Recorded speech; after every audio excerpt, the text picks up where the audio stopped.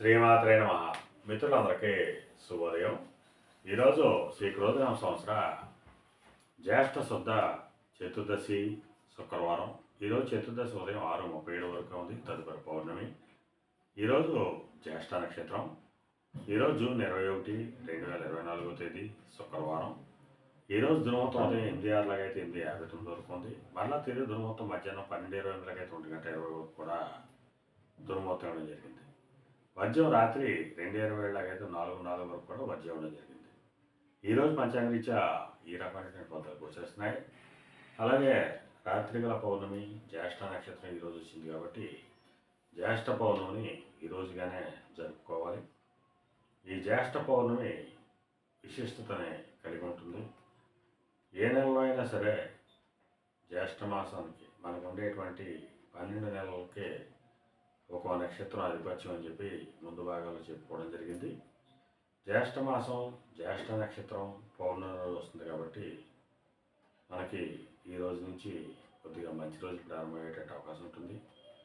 ఈ రాజకీయంగా జరిగేటువంటి ఒత్తిళ్ళు అల్లర్ల నుంచి ప్రజలకి కొద్దిపాటి ఉపశమనం లభించేటువంటి అవకాశం ఉంటుంది. ఎప్పుడైతే ఈ గ్రహాల గతులు తప్పుతాయో అప్పుడే మనకి ఇటువంటి భయాందోళనకరమైనటువంటి వాతావరణం ఏర్పడుతుంది. ఇప్పుడు ఈ పౌర్ణమితో ఈ గతులకు అన్నిటికీ కూడా పులిస్టా పడుతుందని చెప్పి నేను నిత్యం ఆరాధించే ఆ లలితాదేవి అమ్మవారిని ప్రార్థిస్తూ ఆశిస్తూ ఈరోజు నక్షత్రం అయినటువంటి జ్యేష్ఠ నక్షత్రం ఎవరికి తారాబలం కూరుతుందో పరిశీలించినట్లయితే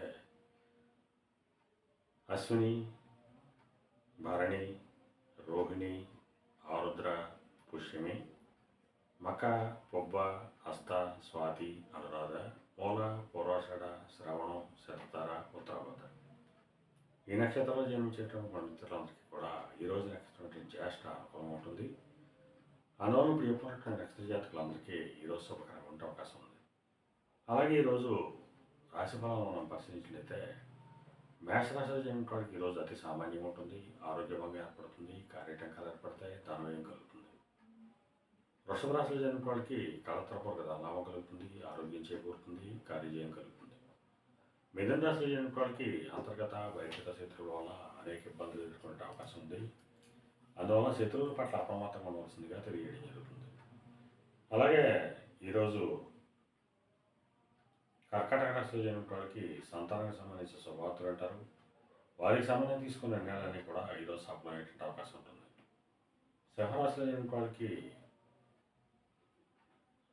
ఆకస్మిక ప్రయాణాలు చేయాల్సిన అవసరం ఉంటుంది. అటువంటి ప్రయాణాల ప్రమాదాలు ఉంటాయి కాబట్టి తగిన జాగ్రత్తలు తీసుకోవాల్సిందిగా తెలియజేయడం జరుగుతుంది. కన్యారాశిలో జన్మించిన వాడికి పరాక్రమంతో ఆదాయ వనరులు ఏర్పడతాయి.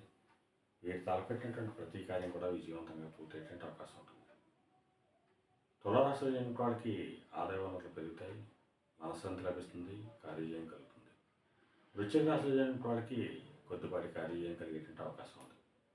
ధనురాశిలో జన్మించిన వాడికి అతి సామాన్యంగా ఉంటుంది. ఆరోగ్యభంగా ఏర్పడుతుంది. కార్యటంకాలు ఏర్పడతాయి. ధనవ్యయం కలుగుతుంది. మకర రాశిలో జన్మించిన వాడికి చేసేటువంటి వృత్తి వ్యాపారంలో లాభసాటిగా సాగేటువంటి అవకాశం ఉంటుంది. కుంభరాశిలో జన్మించిన వాడికి నిరుద్యోగులకు ఉద్యోగ అవకాశాలు కానీ ఉద్యోగస్తులకు ప్రమోషన్లు ఇంక్రిమెంట్లు కానీ వచ్చేటువంటి అవకాశం ఉంటుంది. మేన రాశిలో జన్మించిన వాడికి పితృరాజితానికి సంబంధించిన శుభవార్తలు అంటారు. పితృవర్గంతో ఏమైనా విభేదాలు ఉన్నా అవన్నీ కూడా తొలగిపోయేటువంటి అవకాశం ఉంది. ఈరోజు ద్వాదశ రాశి యొక్క ఫలితాలు ఈ రకంగా తెలియడం జరిగింది. అలాగే ఈరోజు శుక్రవారం, అలాగే రాత్రి గల పౌర్ణమి ఈరోజు వస్తుంది. అందువల్ల సాయంత్రం ఆ అమ్మవారికి క్షీరాన్నం నైవేద్యం చేసిన అమ్మవారికి ఇష్టమైనటువంటి చక్కెర పొంగల్ నైవేద్యం చేసిన సర్వశుభాలు కలుగుతాయని, మనతో పాటు లోక కళ్యాణం కూడా చేకూరుతుందని చెప్పి తెలియజేయడం జరుగుతుంది. అందువల్ల మన మిత్రులందరూ కూడా యథాశక్తి ఆ అమ్మవారిని, తమకు ఇష్టమైనటువంటి అమ్మవారిని, అనేక రూపాల్లో అమ్మవారు ఉన్నారు, మనకి ఇష్టమైనటువంటి అమ్మవారిని ఆ రూపంలో ఆరాధించి ఈరోజు పౌర్ణమి గడియల్లో సాయంత్రం నివేదన చేసినట్టయితే లోక కళ్యాణంతో పాటు మన కుటుంబం సంరక్షణ కూడా ఉంటుందని చెప్పి తెలియజేయడం జరుగుతుంది. అలాగే ఈరోజు కళారంగంలో ఉండడం కానీ కళాత్మకమైనటువంటి వస్తువులు తయారు చేసిన కానీ సుగంధ పరిమళ క్రయ విక్రయాలు చేసిన వాళ్ళు కానీ సౌందర్య సాధన క్రయ విక్రయాలు చేసిన వాళ్ళు కానీ ఈరోజు మిక్కిలి శుభదాయకంలో లాభదాయకంలో అవకాశం ఉంది. అలాగే ఈరోజు అదృష్ట సంఖ్యలుగా 6, 5, 9, 8 తెలియడం జరుగుతుంది.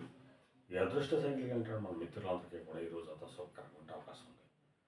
అలాగే ఈరోజు లేత ఆకుపచ్చ వస్త్రాలు కానీ లేదా దావ వస్త్రాలు కానీ ధరించినట్లయితే సర్వసంభాలు కలుగుతాయని చెప్పి శాస్త్రీయ తెలియడం జరుగుతుంది. అలాగే మరలా రేపు శుభోదయం కార్యక్రమంలో మరలా కలుసుకుందాం. అంతవరకు మన మిత్రులందరికీ మరొకసారి శుభోదయం. ఇట్లో మీ పెద్దబాబు సిద్ధాంతి వెళ్ళదామంటే